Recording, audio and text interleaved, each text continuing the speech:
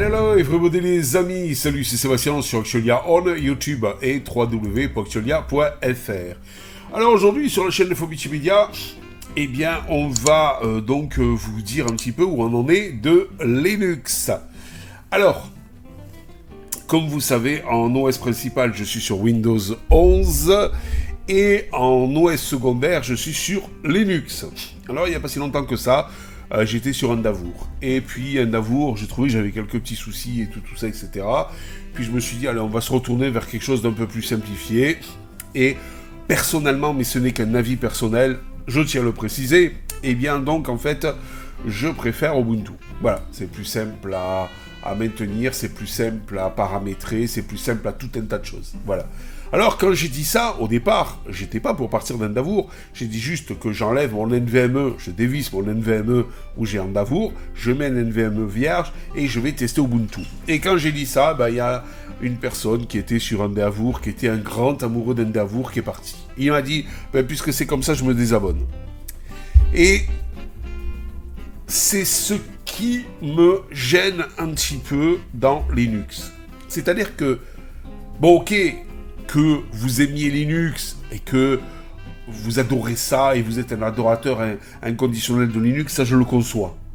Mais que dans Linux, vous faites la guerre entre que ceux qui sont sur Arch, donc Endeavour, ceux qui sont sur Manjaro, proche d'Arch, ceux qui sont sur Debian, ceux qui sont sur Ubuntu dérivé de Debian, ceux qui sont sur Fedora, ceux qui sont sur OpenSUSE, et après, si vous voulez, une fois qu'il y a des guéguerres comme ça de distribution, il y a aussi des guéguerres de DE. Ouais, KDE c'est mieux, moi je te dis que GNOME c'est mieux, moi je te dis que Cinnamon c'est mieux, je te dis qu'XFCE c'est mieux, je te dis que Mate c'est mieux, je te dis que Budgie c'est mieux, je te dis waouh.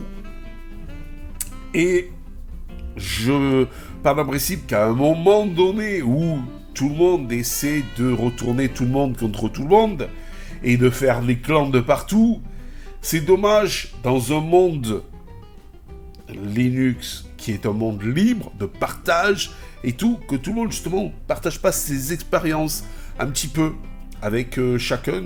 Ouais, moi j'aime bien ça sur KDE, moi j'aime bien ça sur GNOME et tout. On va dire, ouais, t'es un connard, tu utilises GNOME, moi je préfère KDE, ou le contraire, ou tout ça. Voilà. Et je trouve que on est dans une société qui est de plus en plus agressive et où il y a de plus en plus de fanatisme. Et de fanatisme même sur des trucs, je veux dire, où il ne devrait pas y en avoir. Parce que je pense qu'au départ, Linux a été conçu pour que justement tout le monde s'entende et tout le monde partage ses expériences différentes. Ça dépend le DE qu'il a, ça dépend la distribution qu'il a et tout, etc., etc. Mais si vous êtes à chacun défendre votre bout de gras et votre distribution, c'est là où mon idée d'avoir une seule et unique distribution avec un ou deux, allez, on va dire 3 DE, eh bien, ça aurait été largement suffisant. Parce que regardez sur Windows, il n'y a pas les gars qui disent « Ouais, moi je préfère Windows 10 Pro, je préfère Windows 10 normal, je préfère Windows 10 Enterprise et tout, etc. » Non, Windows 10 ou 11 d'ailleurs, parce que je suis sur 11 de toute façon. Windows, c'est Windows, point final. macOS, c'est pareil. Voilà. Il n'y a pas un macOS, non, il y a un macOS, il y a un DE, il y a un système avec un DE, et c'est tout. Et, ça homogénise, ça rend homogène donc le système. 2, il y a beaucoup d'acteurs à côté qui s'y intéressent parce que justement, vu qu'il y a un seul OS, donc ils optimisent leur logiciel et tout pour cet OS. Et c'est pour ça aussi que Linux n'attire pas certains éditeurs de logiciels, parce que, en fait, on peut pas optimiser Linux sur un seul OS. Si on l'utilise, par exemple, le mec, il a un logiciel, il veut l'optimiser pour Linux Ubuntu, sur Ubuntu, voilà. Mais le problème, c'est que, et alors les autres, ils vont dire, et nous sur Fedora, et les autres, et nous sur OpenSUSE, et nous sur Arch Linux, et nous sur Manjaro, Manjaro, Arch Linux, c'est la même chose, et tout, et nous sur Magera, et nous sur... Bon, le pire dans l'histoire, c'est là où j'avais trouvé quand même quelque chose d'assez cohérent, Debian, Linux Mint, Ubuntu, vous voyez, Zorin OS, tout ça, c'est des dérivé plus ou moins de Debian ou Ubuntu, mais ça a la même architecture. Et le pire dans les DEB, dans les RPM, c'est que un paquet qui est sur OpenSUSE, donc c'est du RPM, un autre paquet sur Mageia, qui est du RPM, un autre paquet sur Fedora, qui est du RPM, ils ne sont pas compatibles ensemble. Parce que en plus, les gars, bon ok, ils utilisent le même package, mais le pire, c'est qu'ils n'utilisent pas la même structure. Donc en fait, sur les différents répertoires, les chemins, les ci, les là et tout. Je dirais qu'une chose, c'est dommage que ce bordel se soit installé comme ça. Voilà. Mais bon, on va pas refaire Linux, il est comme il est, on l'aime ou on l'aime pas. Moi j'aime bien malgré tout.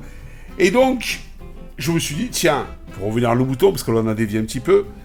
Donc tout ça pour dire que arrêter les guéguerres stériles entre distributions, entre DE et tout, ça ne sert à rien. Voilà. Chacun est libre, justement, puisqu'il a le choix de ça. Donc chacun est libre d'utiliser le DE qu'il veut. Moi, comme vous pouvez le voir ici, j'utilise le DE GNOME. Mais à un moment donné, j'utilisais KDE. Chacun a le droit d'utiliser le DE qu'il veut. Chacun a le droit d'utiliser la distribution qu'il veut. Une distribution et un DE qui va vous convenir. Vous n'êtes pas le centre du monde, ça ne conviendra pas à d'autres. C'est comme moi, là, j'utilise GNOME, mais je sais pertinemment que GNOME, eh bien, certains ne peuvent pas le voir. CDE n'est pas adapté pour certains, je conçois très bien. Donc, en fait, tout simplement, qu'ils aiment KDE. Et voilà. Donc, pour revenir à nos moutons encore, comme je disais, j'étais avant sur Endeavour, un gars était à fond et tout. Quand il a vu que, même pas j'ai dit que je quittais Endeavour, je basculais en test Ubuntu, le gars il s'est barré. Il a dit ouais, puisque c'est comme ça et tout ça. Bon, moi personnellement, je suis pas là pour enchaîner les gens. C'est son choix et je le respecte, mais c'est débile. Parce qu'on est tous sur Linux. Que vous soyez sur Ubuntu, que vous soyez sur Manjaro, que vous soyez sur Arch, on s'en fout. C'est Linux. Si en plus vous devez vous faire des guéguerres à l'intérieur, c'est pas la peine. Voilà. Bon, alors, j'avais utilisé en test Ubuntu et franchement, je l'ai aimé. Je l'ai aimé, j'avais retesté Ubuntu. Je suis ici sur la 23.04. Voilà, hop, ici.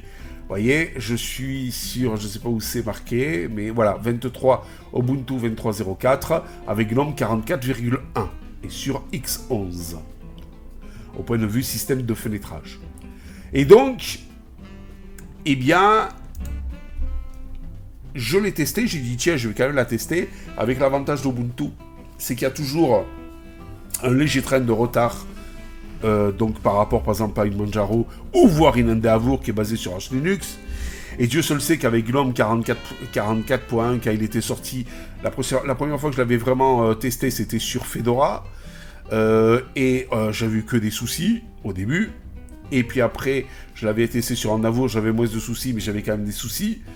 Et là il est vrai que Ubuntu a attendu que plus ou moins tous les bugs se corrigent.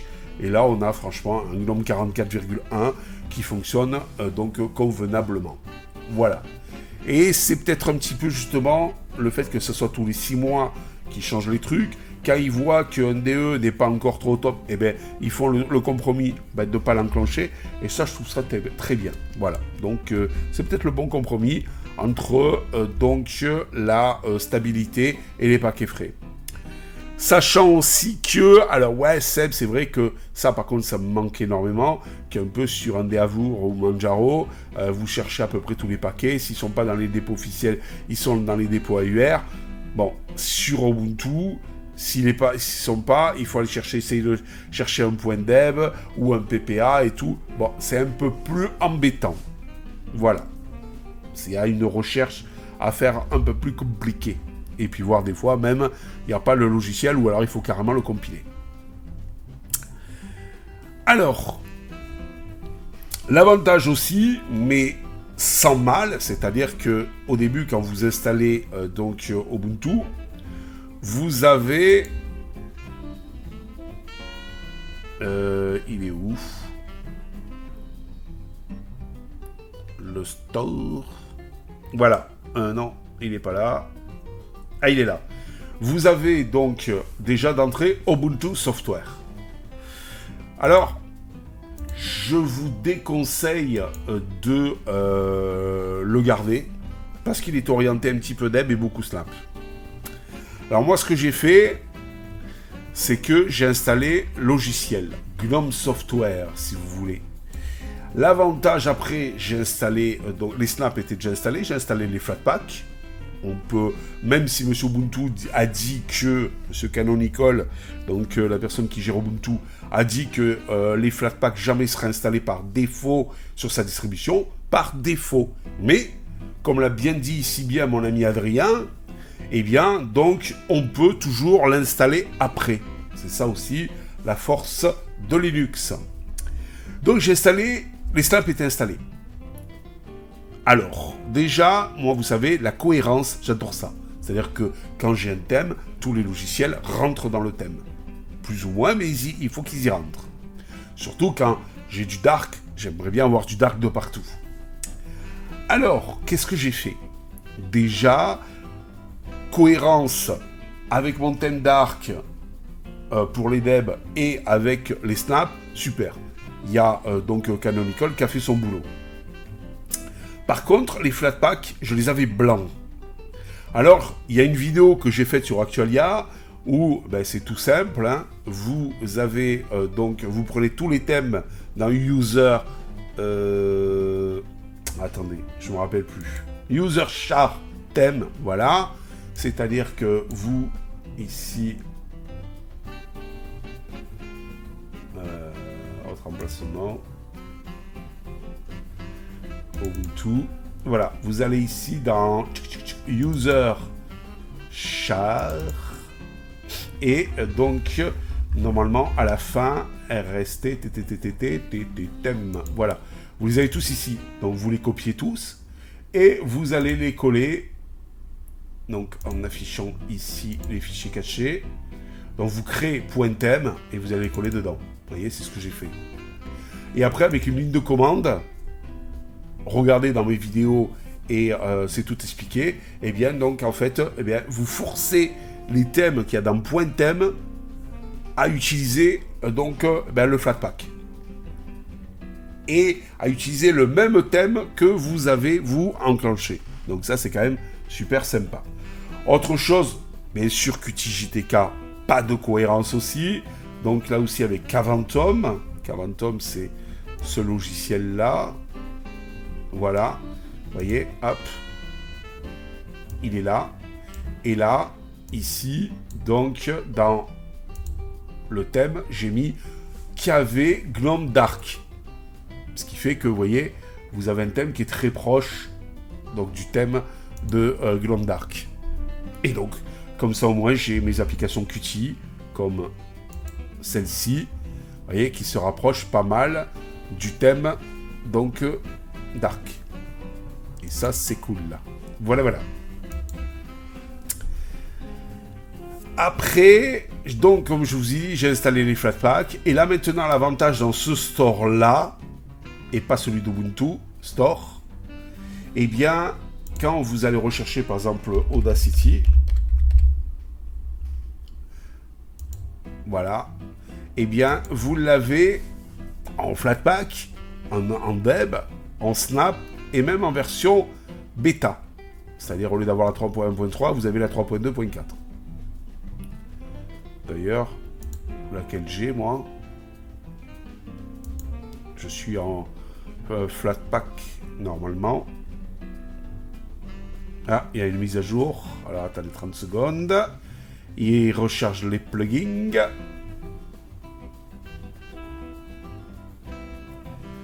Voilà. Et là, je suis en 3.3.3. Waouh! Les Flatpak sont plus en avance. Alors, N'oubliez pas, dans Audacity, si vous avez ça et que vous êtes en dark, eh bien, vous allez ici, préférences, vous allez dans interface, là de léger, vous passez en noir, vous faites valider, et voilà. C'est pas beau la vie. Alors, hop, on ferme ça. Alors, l'avantage, vous voyez, c'est que j'accède à tout. J'accède autant au Snap, au Flatpak, qu'au Deb. Et aux App Images, avec App Image Launcher, qui quand j'installe un App Image, ça me met directement ici, dans le menu. Les comptes en ligne. Hop.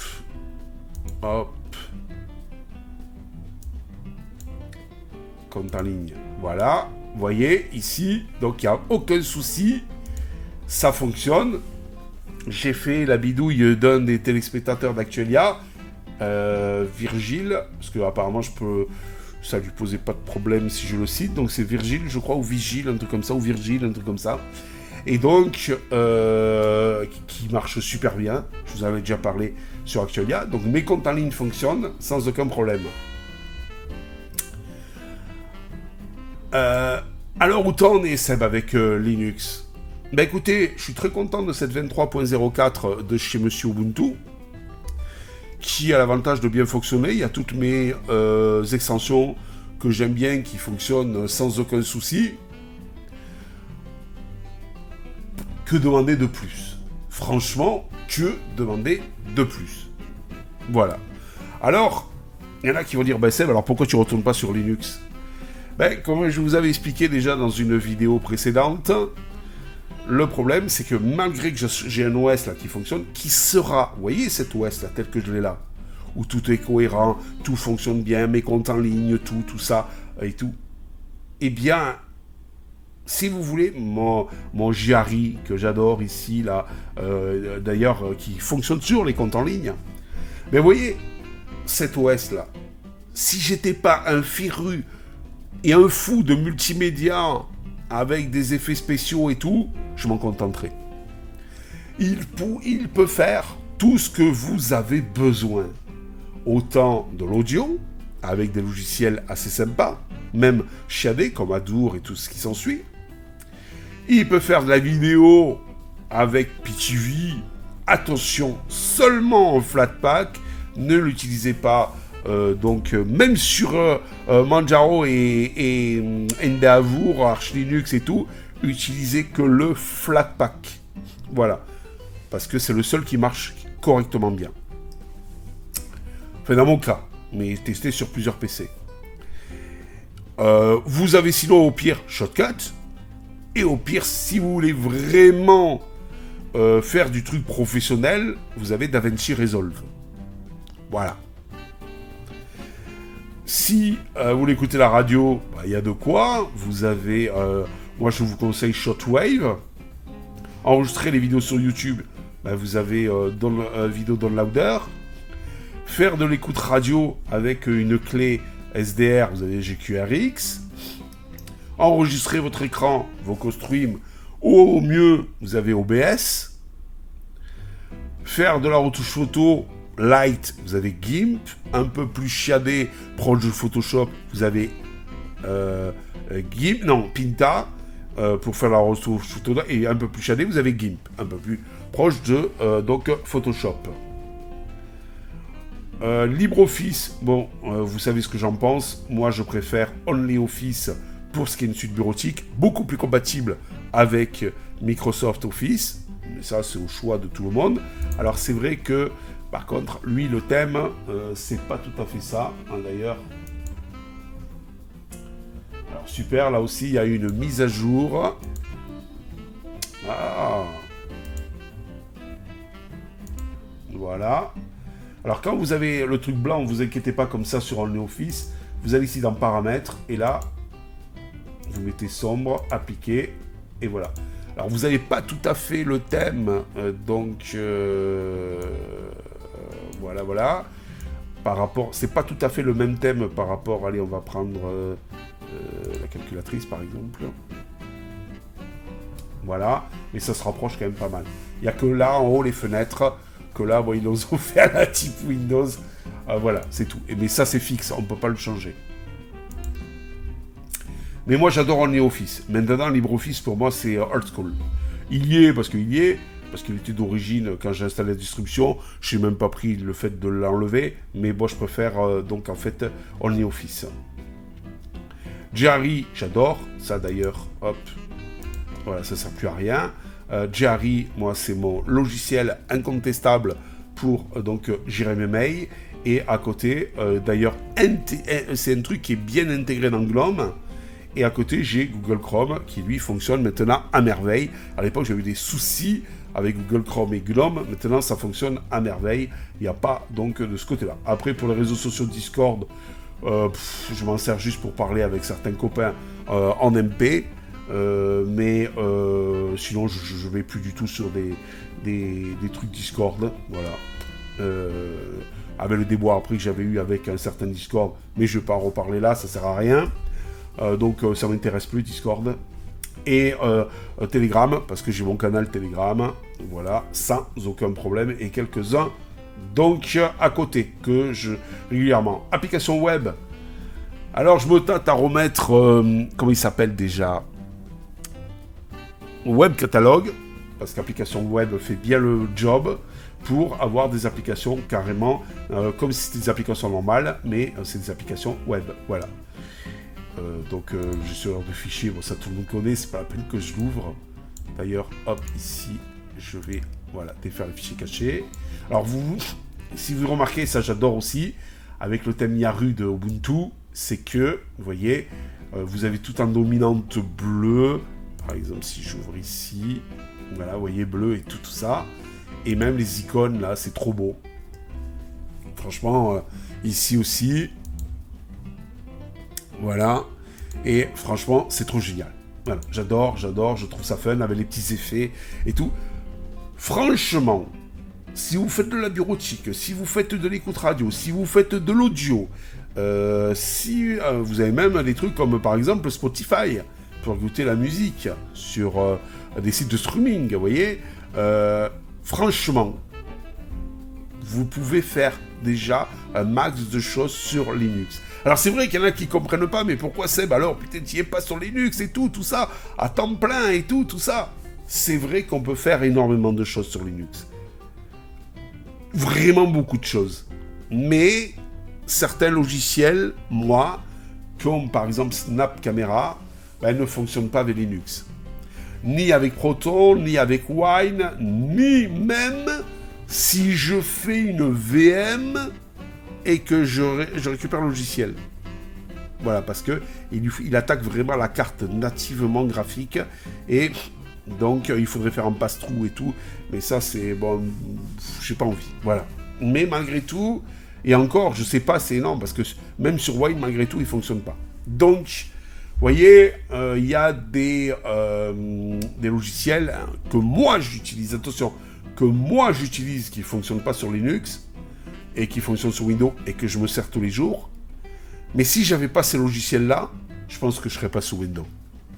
Je serais sur Linux. Si j'avais pas besoin de ces logiciels-là, si j'avais pas découvert ces petites pépites qui sont en plus gratuites pour gérer certaines choses, comme ma trombinette quand vous me voyez là, tout ça, mais qui est avec un visage un peu cartoon, ben franchement, si j'avais pas besoin de ces logiciels, eh ben je serais sur Linux. Parce que c'est vrai que, c'est pour ça qu'il y en a qui ne comprennent pas, mais chacun a des besoins et utilise l'OS qui pallie à ses besoins. Attendez, parce que ça fait, je bafouille, déjà 24 minutes. Donc, si vous voulez, eh bien, Linux m'apporte beaucoup, mais pas tout. Windows m'apporte tout ce que j'ai besoin. Mais malgré tout, côté ergonomie, côté beauté du système, mais si c'était que de moi, je serais sur cet Ubuntu là. Avec ce DE là, GNOME. Parce que j'aime beaucoup. Ah tiens, un petit truc aussi. Avant, c'est ici. Voilà. Alors, Dash to Dock. Avant, ici, vous aviez en dessous, là... Ah, mince, j'ai baissé. Avant, ici, vous avez en dessous, là, vous aviez un truc où il y avait marqué enlever ou mettre la corbeille, enlever les trucs, monter, mettre ou pas les trucs réseau et tout. Et il y avait mettre au début, ça, là. Vous voyez, c'est le lanceur. Et bien maintenant, ça y est plus, dans Dash to Dock. Voilà. Je l'ai pas, moi je l'ai pas. En tout cas, dans Ubuntu. Vous voyez, lanceur. Là, il n'y est pas. Vous voyez, comportement et apparence. Voilà. Est-ce que vous, dans votre Dash to Dock, vous l'avez? Parce que bon, moi j'aime bien avoir le lanceur ici, au début, ici, là, ça me va mieux. Mais bon, là, je l'ai plus. Voilà. Le seul petit truc, mais qui n'est pas problématique, vous voyez, je veux dire, ça va. Mais sinon, je me répète, dans cette configuration, comme je l'ai faite là, avec tout à disposition dans le logiciel, que ce soit les Flatpak, que ce soit les Snap, que ce soit les points deb, donc franchement, ça me va très bien. Et si j'avais pas ces fameux logiciels multimédia, je serais ici. Parce que j'adore l'ergonomie de Linux, malgré tout le sentiment de rapidité que vous avez sur Linux, que vous n'avez pas sur Windows. Cette expérience-là que vous n'avez pas sur Windows, vous voyez. Et c'est dommage. Voilà. Mais comme vous voyez, j'adore toujours Linux. Et je l'ai toujours ici dans mon OS secondaire, avec lequel je m'amuse des fois à tester des logiciels, des trucs comme ça et tout. Pour vous les présenter après sur Actualia. Allez, je vous dis à ciao pour une prochaine vidéo au Bricolio sur Actualia. Bye bye. D'ailleurs, mon logiciel, il est là. Ciao, ciao. Si vous avez aimé cette vidéo, abonnez-vous, mettez un pouce en l'air, et partagez cette vidéo. Merci, cela fait toujours plaisir.